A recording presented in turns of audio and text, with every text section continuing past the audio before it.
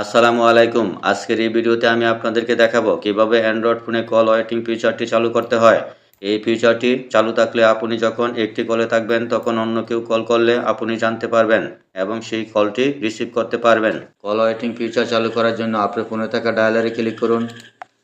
পেজটি ঠিক এভাবে ওপেন হওয়ার পর উপরের দিকে 2 ডট সেই অপশনে ক্লিক করুন। আবার একটি পপআপ চলে আসবে, এখান থেকে সেটিংসে ক্লিক করুন। সেটিংসে ক্লিক করার পর এখান থেকে নিচের দিকে স্ক্রল করুন। এখানে পাবেন ক্যারিয়ার কল সেটিংস, এই অপশনে ক্লিক করুন। আবারও পেজটা ঠিক এভাবে ওপেন হবে, একদম নিচের দিকে খেয়াল করুন এডিশনাল সেটিংস, সেই অপশনে ক্লিক করুন। ঠিক এরকমভাবে আপনি দুইটি সিম এখানে শো করবে, সিম 1 সিম 2, দুইটা সিমেই আপনি কল ওয়েটিং ফিচারটি চালু করতে হবে। আমি সিম 1-এ ক্লিক করলাম, একটু লোডিং হচ্ছে।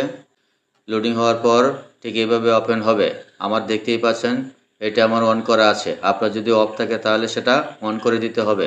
আর এখানে লেখা আছে when receiving an active call notify me if there is an additional incoming call। এটা বাংলাটা এরকম দাঁড়ায়, একটি স্বয়ংক্রিয় কল রিসিভ করার সময় অতিরিক্ত ইনকামিং কল থাকলে আমাকে জানান। অর্থাৎ যখনই আপনি একটি কলে অ্যাক্টিভ থাকবেন, যখন আরেকটি কল আসে তখন আপনাকে জানাবে, তখন সেই কলটি আপনি রিসিভ করতে পারবেন। আমি এক স্টেপ এগিয়ে যাচ্ছি, এখান থেকে আবারও সিম 2-তে ক্লিক করুন।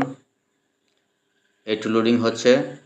সিম 2 এটাও আমার অন করা আছে, আপনার যদি অফ থাকে তাহলে সেটা অন করে দিবেন। আশা করি বুঝতে পেরেছেন।